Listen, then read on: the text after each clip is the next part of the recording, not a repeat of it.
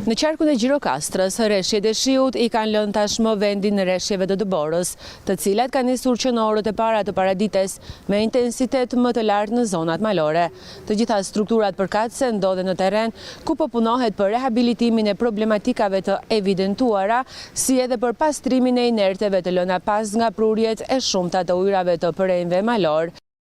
Kemi disa bllokime dhe këto bllokime përgjithsisht janë në njësitë administrative të zonave malore. Frashër Përmet, Zagori Libohov, Poliçan Dropull, Kurvelesh Tepelen. Vazhdon të mbetet problem aksi rrugor Gjirokastër Tepelen dhe pikërisht në pikën Shkalla e Zezë, e cila vazhdon të jetë e bllokuar dhe rruga është e aksesueshme vetëm me një aks.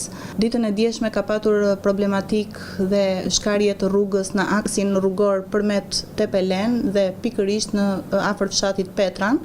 Është ndaluar qarkullimi I mjeteve dhe policia e shtetit ka qenë gjatë gjithë këtyre orëve në gatishmëri për menaxhimin e situatës. Në vendngjarje kanë shkuar kontraktorët e firmës bashku me ARSH-n për të bërë vlerësimin e kësaj rruge dhe më pas për të vijuar me ndërhyrjet dhe sjelljen e kësaj rruge në normalitet. Gjithashtu, për shkak të erozionit të shkaktuar nga rreshjet e shumta të shiut, në qarkun e Gjirokastrës rrezikojnë rreth 13 banesa, familjarët e të cilave janë evakuuar.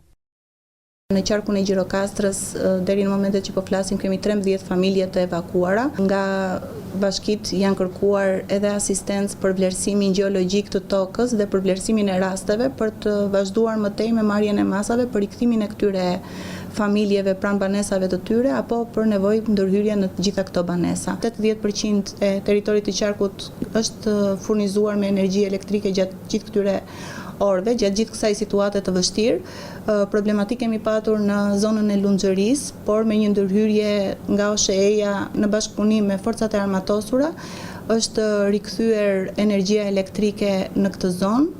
Vazhdon të punohet në të gjitha zonat e tjera, në njësitë administrative dhe përgjithsisht në bashkinë me Maliaj, që një pjesë e mirë e disa fshatrave për disa orë kanë qenë pa energji elektrike, nga ana e OSHE-s është duke u punuar në mënyrë të vazhduar për rikthimin e energjisë në të gjitha këto zona.